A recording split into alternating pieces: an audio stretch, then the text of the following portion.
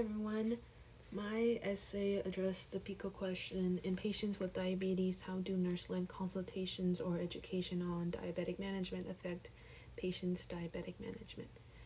So, in relation to how is this important to the science of nursing, well, about 11.6 of the US population have diabetes, so nurses will encounter many patients with this condition and therefore should be part of their diabetic management.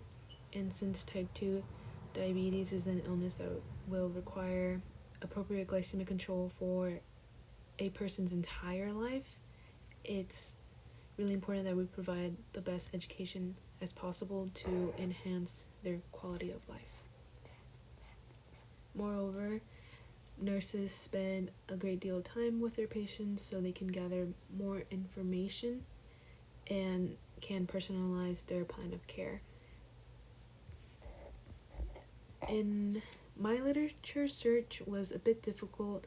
I had a hard time sticking to certain key terms because, for example, with nurse-led, that encompassed many nurse-led other consultations on, for example, cardiovascular diseases, COPD, hypertension. So my search was very large, and I could only limit it by the 5-year span. That also helped. And then I also used OneSearch on Sacramento's website. That also helped. But again, I had to do a lot of sifting through, so my literature search was a little difficult. So my two key findings are that the first one was that nurse-led education helps improve patients' adherence to diabetic management. So this means that nurse-led consultation on factors like physical exercise, medication adherence, dietary changes, and self-monitoring blood glucose all helped patients adhere better to all these aspects of their diabetic management. And with better diabetic management, we could also see that that's going to improve their blood sugar levels. My second finding was that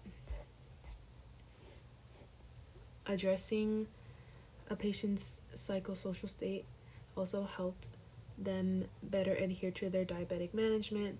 As I said before, type 2 diabetes is a chronic illness, and these patients must have consistent management over their illness, so this can be quite emotionally distressing for them. And in that case, when nurses taught their patients effective coping strategies, encouraged them to write about their psychosocial state and actually actively listen to their worries, this helped them maintain a positive attitude, and therefore they felt more encouraged to adhere to their diabetic management. So there were a few limitations I saw from these articles. First off, all these articles were not done in the US, so it's really hard to generalize what standards of diabetic care were followed worldwide, and how can we apply that to the US population. So that's going to be a little difficult. And moreover, the specific educational models or techniques that were used in these articles weren't explicitly stated. So it kind of begs to question what main key points of diabetic management were addressed, and how can we replicate that if we're not giving a specific list or model to use. So some suggestions for change in nursing practice. I would say hospitals and clinics should invest in special training sessions for nurses towards diabetic care. So if we train nurses to have a built background on diabetes, then they in turn can educate the population with diabetes much more well, and then help them personalize their plan of care according to their background. In addition to that, since diabetes is a chronic condition that needs to be continuously monitored, further research should be done on how we can use mobile health apps and how nurses can help with that in order to follow up more with their patients by using those applications. So yeah, that's the entirety of my essay. I hope you enjoyed it.